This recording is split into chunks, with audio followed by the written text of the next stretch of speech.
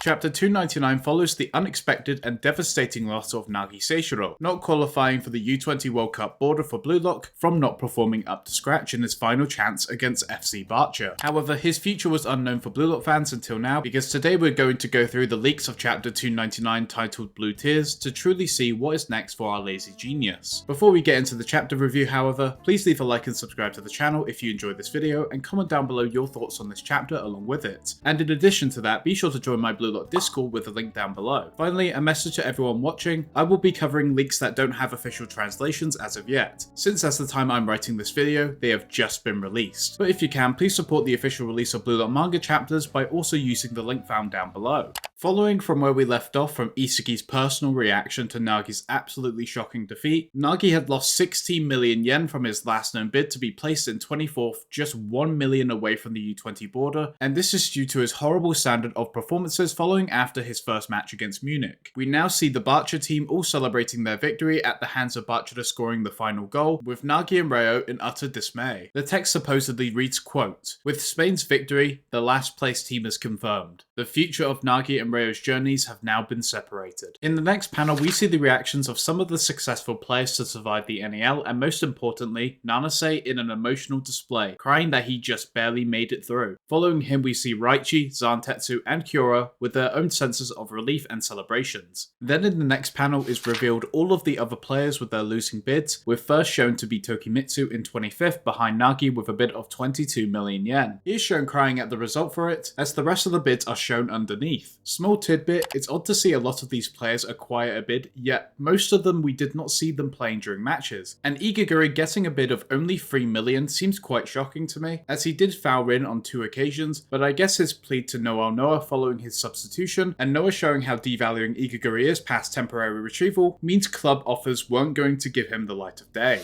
Speaking of Igaguri, he reacts to his bid being as low as it is in the next panel, surprisingly tied with Nishioka, which means that Aomori's Messi is implied to be equal to Igaguri. To see the fall off of one of the most speculated characters to be an antagonist in the series, all resulting in his final bid of being dead last alongside Igaguri, shows how much Kaneshiro truly cared about him. The text reads from Ego, "This concludes the final salary auction announcement. So, those of you who didn't make it into the top 23 can now lock off." Tokimitsu is shown dropping to his knees, and what's shown next is the losers gate opening for the failing players on their pitches. The next panel now shows Isagi questioning in the matter of shock and disbelief towards Nagi's result. Wait, Ego, why didn't Nagi make it? He didn't contribute to the match.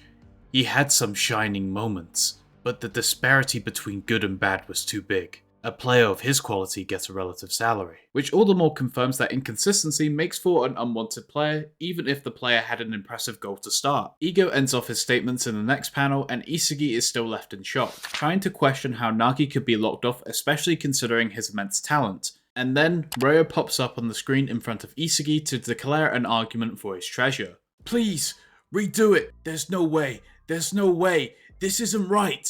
Isagi looks on at Reo's desperate display, and going to the next panel, Reo continues with what he has to say. "His talent is recognized by the world. He's not always at his best, but there are miracle plays only Nagi can do. He's certainly a genius. He's too good to end up like this, right?" And as Reo is stating his argument for Nagi, Nagi himself seems swallowed up by his own defeat, sitting on the ground looking away from the viewers to cover up his vulnerability. Reo continues on the next panel. "So please, do the calculations once more." "Shut your mouth," Ego interjects. "This isn't a daycare, you peace-seeking idiot. I said it in the beginning. This is a laboratory to create the world's best striker." Reo tries to speak up but fumbles on his words, realizing there's truly no saving this, as Ego continues on. "And what did you just say?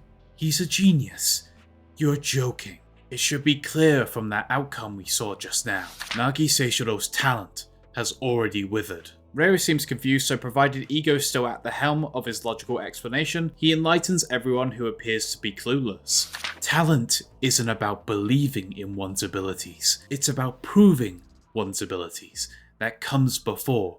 That's why talent is changing, affected by the environment and their mental capacity. Friends, rivals, goals, and feelings can amplify or stifle one's talent. Sometimes it leads to results beyond talent. Seishiro Nagi's fake volley in the third match was just that. The next panel continues with Ego's explanation. In that moment, he unexpectedly proved he's more than his talent.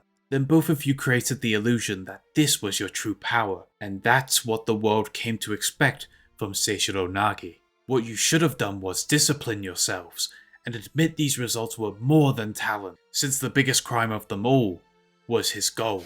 Once again, onto the next panel, as seemingly everyone pays close attention to Ego's truthful statements. Seishiro Nagi fulfilled his dream of winning against Yoichi Isagi. You know what's the biggest reason a talent withers away? Loss of hope? Despair? Fear? No, it's satisfaction. In truth, he didn't have the strength to win against Yoichi Isagi. He won by a fluke. With desires freed, a beast with a full stomach forgets how to hunt. This fire won't return to him. At this point in the match, he should have overcome it by himself, even if it's painful and even if he lost. He should have kept burning that insatiable ego. That choice to team up, killed Seishiro Nagi's talent. At this point we can see Reo visibly breaking down into tears. The reality was set in stone more and more as Ego was speaking. Ego still had way more to say, however. By then, it had already withered. Nagi Reo. You were hoping that his talent, that can never bloom again, would flourish if you kept watering it. Well, Seishiro Nagi, in the end you only talked about being the best, but couldn't find a bigger fire other than winning against Isagi. Stop. You were satisfied, right? That's why you got scared of losing what surrounds you right now. Please, stop. Shut up. This is BLUELOCK. Only crazy dreamers who won't stop until they reach the world's top belong here. If you're a sensible man, satisfied with anything below that, go home, Nagi Seishiro. Now, as we move on to the next panel, we finally have Nagi speak for the first time in this entire chapter, directing his eyes to Reo. Hey, Reo. An unfulfilled dream in the midst. Nagi speaks to Reo. To be continued in chapter 300, titled Innocent.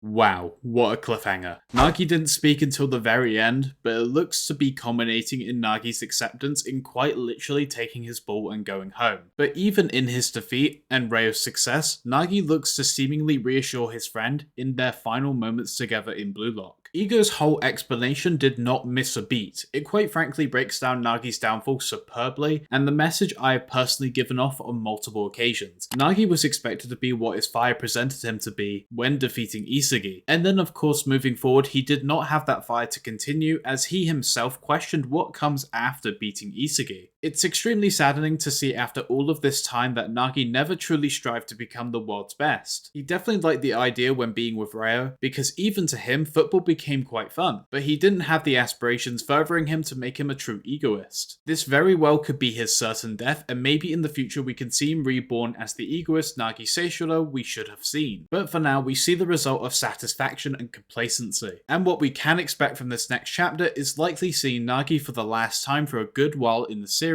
and subsequently the official elimination of the lazy genius from BLUELOCK. What do you guys think will happen in the next chapter? Is there any chance Nagi could stay in BLUELOCK, or is this his last chance truly gone and out of his control for good? Let me know your thoughts on this chapter in the comments down below, and you'll be thrilled to know that there isn't a break next week, so I'll be seeing you next Monday for another Leaks review.